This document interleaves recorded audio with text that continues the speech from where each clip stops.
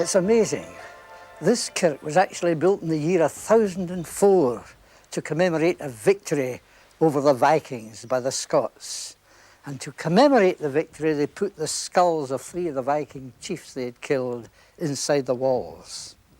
And then 716 years later, a fishing village was founded below Troop Head by Alexander Garden of Troop, who's buried here. And now, today, this wee village that he founded has grown to be amongst the most prosperous fishing villages in Scotland. Other villages have failed around here, but not this one.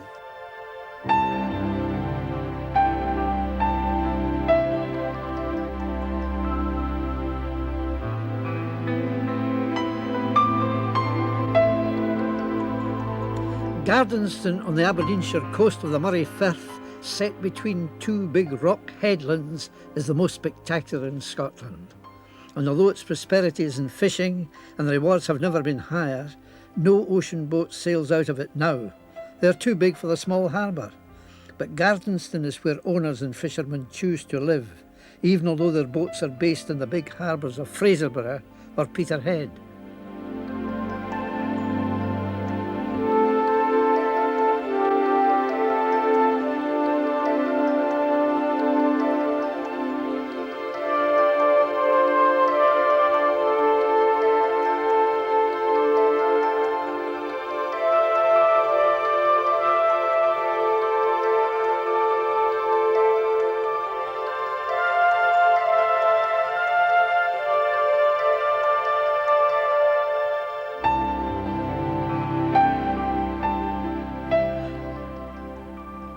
When people better their lot, we talk about them climbing up in the world.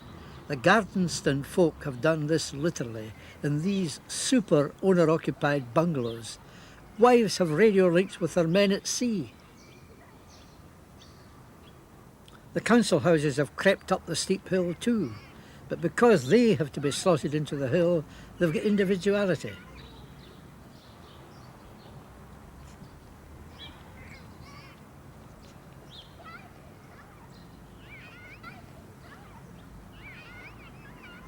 It's some descent down to the old sea town where the village grew up. I think it was good luck for the growth of Gardenston that the steep hills forced it to be a tiered village, getting more and more interesting as you go down.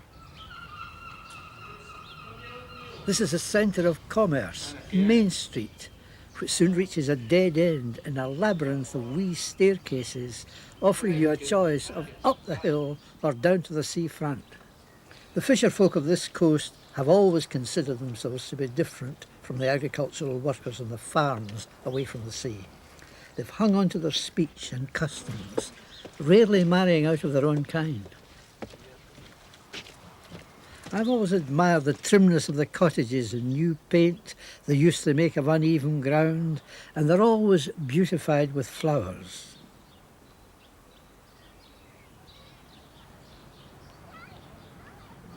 You need a strong pair of legs here, wherever you walk.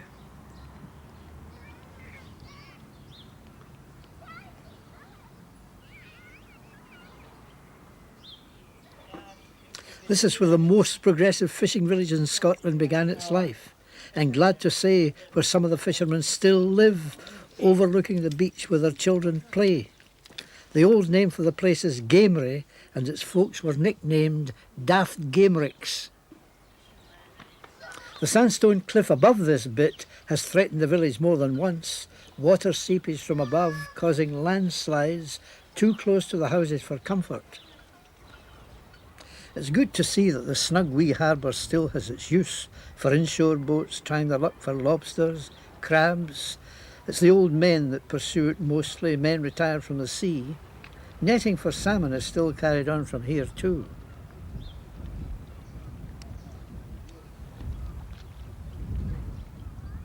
In the early days, this was the centre of village activity, when boats were small and they didn't have to go far for fish.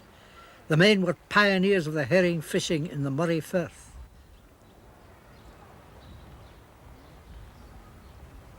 At that time, Crovey, just beyond the point of rock, was a lively fishing community in its own right.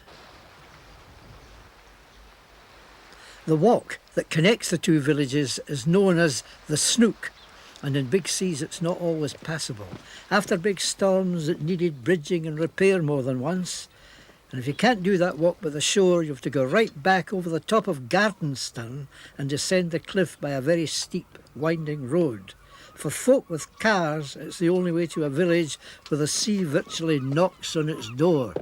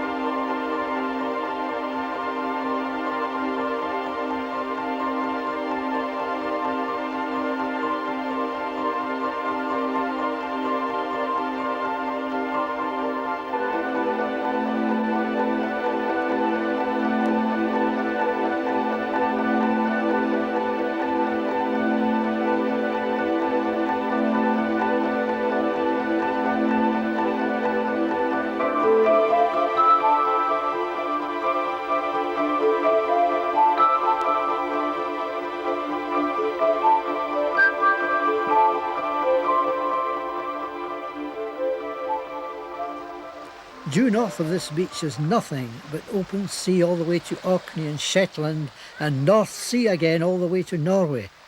In the herring days, the men went to the Shetlands for June and July, fishing here in August, then off again. By the time I came here for the first time in the early 1950s, most of the Crovey folk had moved to Gardenstone for better housing and general convenience. The older folk wouldn't leave, of course. They continued to potter about nearer home, setting creels for lobsters and crabs, but Crovey was virtually a dead-end village until holiday folk started buying up the empty cottages. At that time, I was offered one of the best houses for £50. I should have bought it. I asked a Crovey lobsterman if the village had changed much in the course of his lifetime. Oh, absolutely, no question about that. In what way?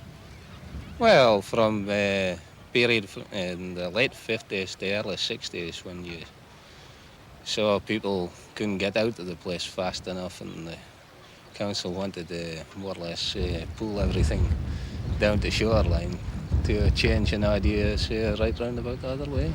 And what is the change then? Holiday homes? Well, holiday homes was the change for a period, but now people are getting fed up with cities and they see a better life here. And that's a new house being built just behind you? Yes. And you yourself are renovating an old house, and your old house is coming up for sale? Yes. That's a healthy sign. Oh, aye. Oh, aye. It just turned full cycle within the last 20 years, you'd say. In such an unsettled world, I think it's true that people are beginning to look for a simpler way of life, where there is more to it than just money. It's certainly a great life for children, who of course grow up and need jobs. For boys, there's the fishing. It was thanks to the foresight of about 20 local men that fishing survived round Gamery. Between the wars, times were difficult. Fishing villages were dying. They were selling their boats. The daft Gamericks, who've always been very religious, put their faith in the sea. With the beginning of the war in 1939, their fortunes changed. They had men and they had boats. The old man they call Sandy Crovey has seen it all. You were born in this house and you've lived all your life in Crovey, Sandy. I've lived all my life here, that's right, aye. What's it been like then over the years? Well, it's getting a bit lonely now and everybody's sort of left. But it's okay, manage away. You were a fisherman? Well, a part-time fisherman. Lobsters? Lobsters and mackerel. And in that time, was a lot of line fishing as well as lobstering being done here? Time in the war, there was about 7 or 8 line boats. But the most of the men went to the herring fishing on the drifters, the Fraserburgh, and followed the herring round the coast. So there would be sometimes in England, sometimes in Shetland or wherever the fish were? Wherever the herring were, they were following them. So it's always been a way with the village that folk leave it and come back again? It's always been the case as I remember it anyway. I know in the summer you get plenty of folk here, but what about the winter? Well, winters are short, okay? The day is short. You rise and do a few chores and it's night time for television. How many people in the village altogether in the winter? I think there's only about 12 or 14. Well, that can be gay lonely with a big sea storming at your front door. Oh, well, you just have to put up with it. Do you still find a great pleasure in just being around Crowbie despite the fact that it's in a state of change? I like it in the summertime, talking to all the visitors that come along. Yeah. It's nice to think that tourism is a two-way thing. The adventurous folk who drive down the steep hill get a thrill walking along the seafront of the old village and talking to real fishermen folk like Sandy, and he gets a great deal of pleasure talking to them. And it could well be that the lobsterman we spoke to earlier is right, that people will come back to live and work permanently here. Appropriately enough, Gardenston School is right on top of the hill, and the odds are that the boys will follow the fishing. I've been forced back up here because the cliffs of Troop Head bar progress east along the coast. You'd never guess just how precipitous the coast is, but between two headlands lies my favourite fishing village, dating back to the 17th century. It's the most westerly village in Aberdeenshire.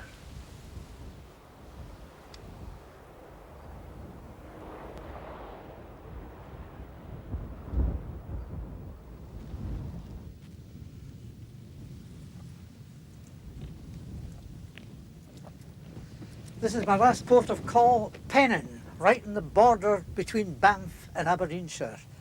Very, very steep descent there, and 18 years ago when I was here, it was a declining village. I remember taking some photographs that day, and I'm just going down to see what it's like now.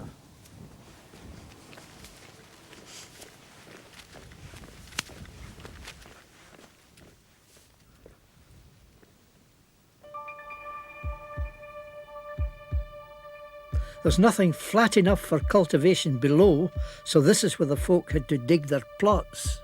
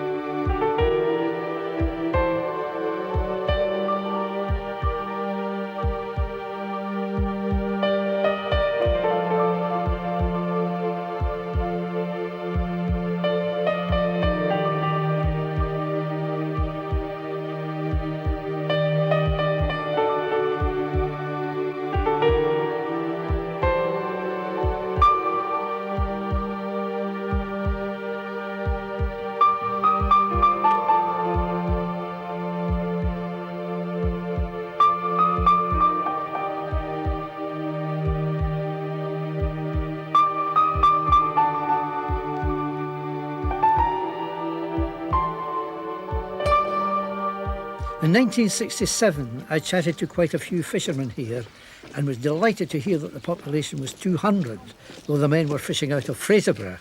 I must ask Leslie Gibson how things are now.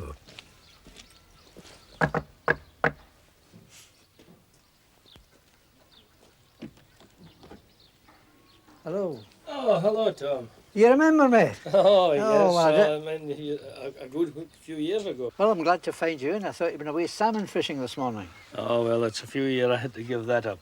So the old fella, Johnston, gave up and stopped fishing Pennon and fishes everything from Gardenston.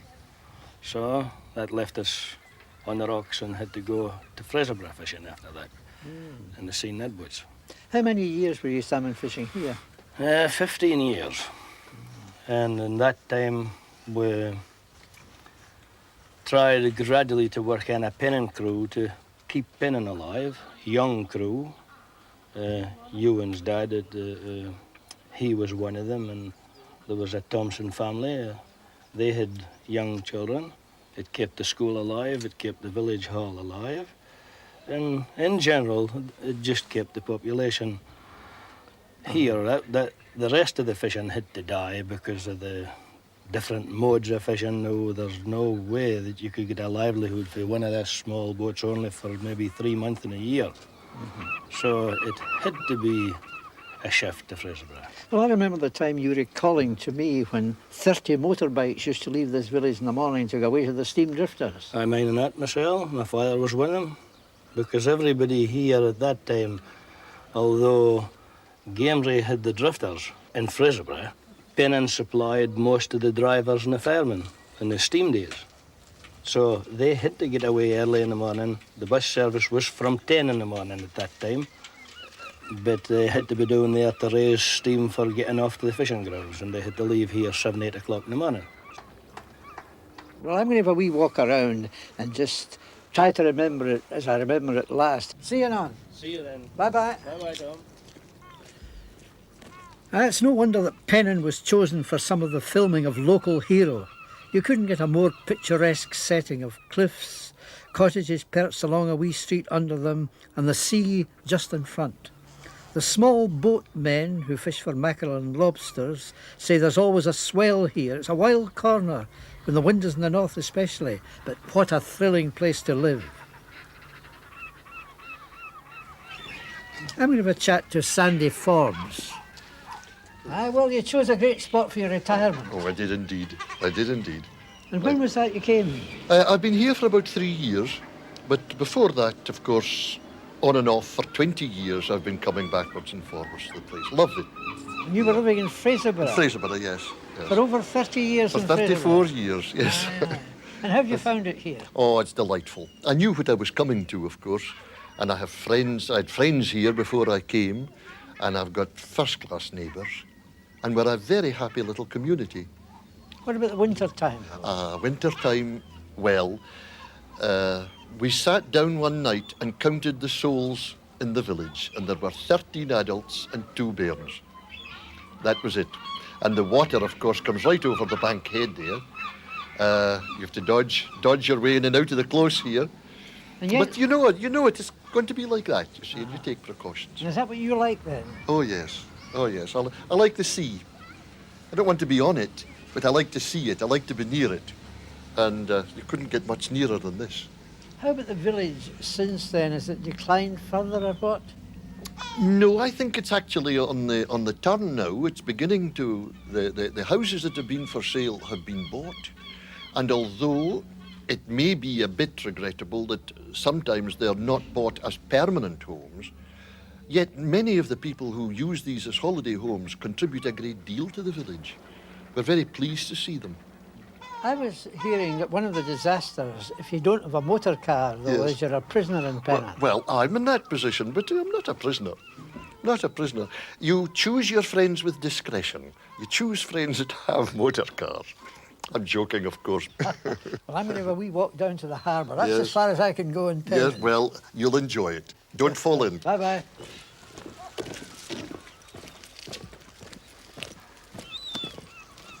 What Pennon lacks, of course, is a deep water harbour. It dries out at low tide, so the boats have to be small for the kind of inshore fishing which gave a living of sorts before the days of trawling and seine net fishing. At last it was the salmon netting crew that kept the local men in wages, but, as Leslie Gibson told us, the Gardenston man who operated it gave up, so it's just the old men and the pleasure craft that use the harbour today. I'm glad I saw Pennon before its decline, when lots of children were playing. I took this picture of kids 18 years ago. I brought it with me to ask if any of them were still in the village to find out how they were doing. It's a reflection of the decline of Pennon that only 1 out of the 10 children I photographed all these years ago still lives in the village. You were 10 when the photograph was taken, Patricia. That's right. When did you leave here then? I was about 18 when I left to go to Fraserburgh. And did you go there to take a job or live permanently? Well, my parents flitted there, I see. How about you, Ewan? You're the only one in that photograph that lives here now. That's right, I still live in the village. How do you earn your living then? Well, I work with an insurance company covering a round which is out with the village here, around the small communities south of Fraserburgh. So is this as good a base here as anywhere? Well, it's nice to be away from your work. You can come home at night and relax. You know, you're out of range. Good. Now, how about you, Margaret? When did you leave? When I was about 16. Left. Fraserburgh too? To work. You went there to work. And how about you? I know you're married, but how many children have you got? 2. And do you ever bring them back here? We come down in the summertime. Aye, just for a day, like, now and again. Do you think you would like to live here again? No. Of course, it's the fate of these old villages to decline with the failure of the inshore fishery. But in an age of increasing leisure, I'm sure that a new life will come to Pennon. Folk will always love boats and spectacular scenery.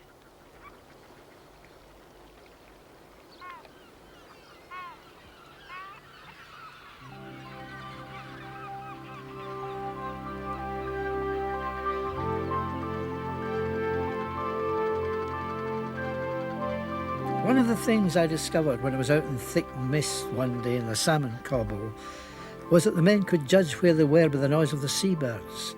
They knew by the volume of sound that they were under Troop Head and when they were under Pennon Head, and unerringly they picked up the salmon nets they were looking for. I hope that kind of skill will never die out on this superb coast.